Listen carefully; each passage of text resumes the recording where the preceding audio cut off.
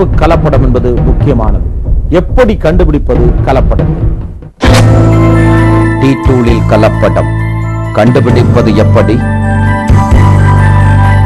அன்றாடம் காலையில் எழுந்தவுடன் நாம் தேடுவது நல்ல டீ கடைகளைத்தான்.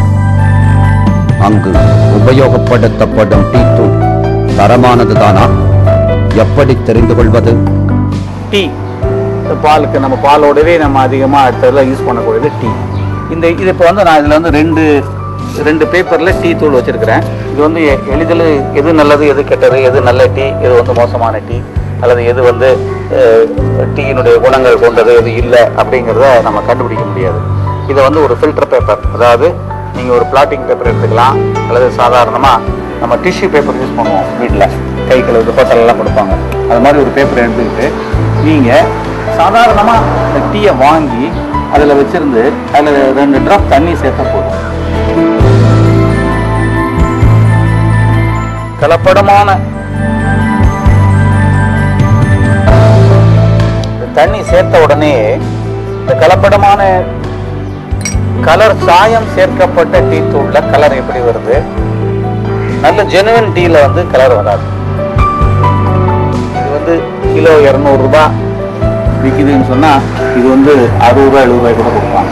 டீ தூளில் பார்த்தீங்கன்னா கலரிங் வரணும், நல்ல டார்க் கலராக டீ வரணுன்றதுக்காக என்ன பண்ணுவாங்க, முந்திரி தூளும் சாயம் கலந்த டீ தூளில் ஆட் பண்ணி விட்ருவாங்க. அது மட்டும் இல்லாமல் ஏற்கனவே முந்திரி நாள் யூஸ் பண்ண டீ தூளை வந்து மறுபடியும் உலர வச்சு அதில் சாயம் கலந்து அந்த டீ தூளையும் மறுபடியும் போடுவாங்க. கலப்பட டீ தூள்களை பயன்படுத்துவதால் பல ஆபத்துகள் நேர வாய்ப்புள்ளது. வயிற்றுப்போக்கு ஆகிய கடும் உபாதைகளுக்கு நாம் ஆளாக நேரிடும் என எச்சரிக்கின்றனர் நிபுணர்கள்.